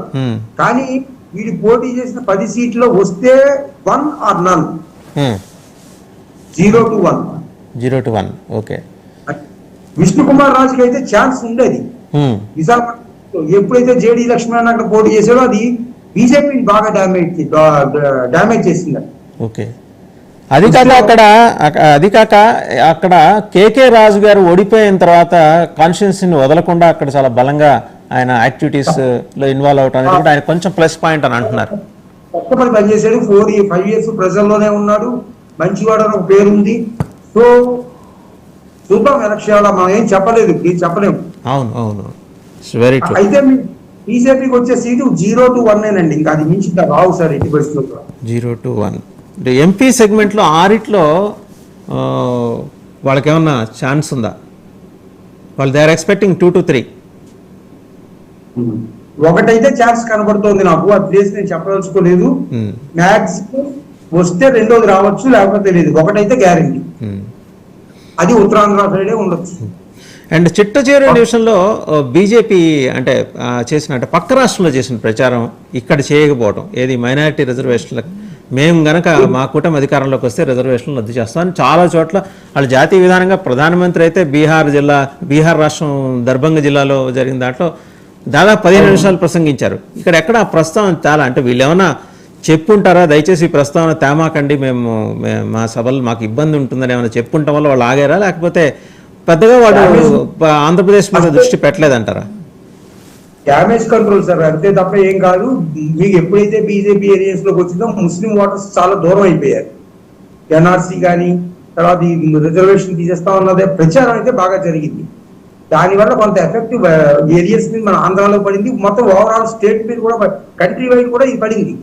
తర్వాత మీరు ఈ జనసేన ఏరియాస్ లోకి వచ్చేటప్పుడు 21 సీట్లలో మహా అయితే 7-8 సీట్లు కంటే నెగ్గరు, మాక్సిమం 8. సో టోటల్ 31లో దేవన్ వాళ్ళు వచ్చిన మాక్సిమం 20 సీట్స్ కోల్పోయే పరిస్థితి. అవన్నీ కూడా గిఫ్ట్ ప్యాకెట్ కింద జగన్ తీసుకున్నట్టే వీళ్ళు, నో డౌట్ ఇది. అయితే రాయలసీమ పోయి ఉత్తరాంధ్రలో సరిగ్గా రిజల్ట్ రానప్పుడు ఎట్లా వీళ్ళు గవర్నమెంట్ ఫామ్ చేస్తారు అనేది ఒక క్వశ్చన్ మార్క్ ఇక్కడ మనకి. ప్రతిపక్షానికి ఏంటి ఛాన్సెస్ అనేది మనం ఒకసారి ఆలోచించుకుని విశ్లేషించవలసిన అవసరం అయితే ప్రతి అనలిస్ట్కి ఉంది. బట్ టీడీపీ భావంలో కానీ టీడీపీ చేసిన గ్రౌండ్ వర్క్ వల్ల కానీ వాళ్ళకి అర్థమవుతున్న విషయం ఏంటంటే దక్షిణ కోస్తాలోను రాయలసీమలోను చాలా బలంగా పుంజుకున్నారు వాళ్ళు. ఎట్టి పరిస్థితుల్లో గవర్నమెంట్ ఫామ్ చేయడానికి మాకున్న వారికి ఉన్న ఇబ్బంది ఏమీ లేదని చెప్పేసి వారు చెప్తూ వస్తున్నమాట. కానీ రాయలసీమ పొజిషన్ అలా లేనే లేదు సార్, గ్రౌండ్ రియాలిటీ అలా లేదు. అయితే కొంత ఛాన్స్ ఇంకొక 5-6 సీట్లో ఉండేది, వీళ్ళు చేతులారా వదిలేశారు. లాస్ట్ ఎలక్షన్ మేనేజ్మెంట్ అవనివ్వండి, సెలక్షన్ ఆఫ్ క్యాండిడేట్స్ అవనివ్వండి, అన్యాచురల్ ఎలియన్స్ అవనివ్వండి, basis and unscientific allocation of seats among the partners అవనివ్వండి, ఇవన్నీ కూడా కొద్దిగా ఎలియన్స్ కి దెబ్బ జరగబోతోంది. తర్వాత మీరు ఈ ఎలియన్స్ ని అసలు మీరు పబ్లిక్ లో ఎట్లా వాళ్ళు సాటిస్ఫై చేస్తారు? ఏ బేసిస్ మీద మీరు ఎలియన్స్ పెట్టుకున్నారంటే ఏ సమాధానం చెప్తారు? ఒకటే ఆన్సర్, జగన్ ఓడించడం. ఇంకా అంతకంటే ఆన్సర్ ఏముంది వీళ్ళ దగ్గర? అది చాలా తప్పు. ప్రజల్ని సాటిస్ఫై చేయాలి కదా. మనం ఎలియన్స్ పెట్టుకున్నప్పుడు ఇగో ఈ కారణాల వల్ల పెట్టుకున్నాం. ఆంధ్రాకు ఉపకారం బీజేపీ ద్వారా జరుగుతుందని నువ్వు పెట్టుకున్నప్పుడు మరి నువ్వు ఎందుకు డిఫై వచ్చావు? అంటున్నావు ఏం చేశారని వచ్చావు? అంటే అప్పుడు ఆ రోజు చేసిన తప్పు మేము దిద్దుకొని ఇద్దరం కలిసామని చెబుతున్నారు. అంతకంటే ఏం చెప్తారు సార్? అంటే ఏదో ఒకటి చెప్పాలండి. ఇప్పుడు నేనే అనలిస్ట్, తప్పు జరిగిన తర్వాత ఏదో పొరపాటు జరిగిందని చెప్పుకోవాలి కదా, అది కామన్, అది హ్యూమన్ నేచర్. కానీ public discuss, public past future ఏంటి, తర్వాత ప్రెజెంట్ ఏంటి అనేది ఆలోచిస్తారు వాళ్ళు. అంత అమాయకంగా అనుకుంటున్న వాటర్స్ అంత ఆ పరిస్థితి అయితే లేదు సార్. రాష్ట్రంలో రాక్షస పాలన జరిగిందని కూటమి చేసిన ప్రచారం చాలా బలంగా జనంలోకి వెళ్ళింది కదా. అంటే నిజంగా అంత చేటు రాక్షస పాలన జరిగిందని చెప్పేసి జనం విశ్వసించారా? మీరు గ్రౌండ్లోకి వెళ్ళినప్పుడు మీరు you spoke to different sections of the people. అదేమీ లేదు. వాళ్ళు కొంత ఎంప్లాయ్మెంట్ జనరేషన్ సరిగ్గా లేదు సార్, మీరు చదువుకున్న వాళ్ళు ఉన్నాం అన్న మాట తప్ప రాక్షస పాలన ఏం లేదు.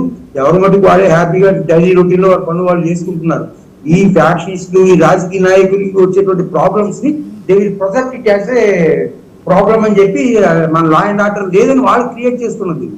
అంతే తప్ప ఇప్పుడు లా అండ్ ఆర్డర్ తో సామాన్యుడికి ఏంటి ప్రాబ్లం ఉంది? ఏమి లేదు కదా. ఎక్కడ తెలుగుదేశం టైంలో లేదు, వైసీపీ టైంలో కూడా పెద్దగా ఏం కనపడలేదు. నాకు ఎక్కడ వచ్చిన ప్రాబ్లం లీడర్స్ తోటే వస్తుంది.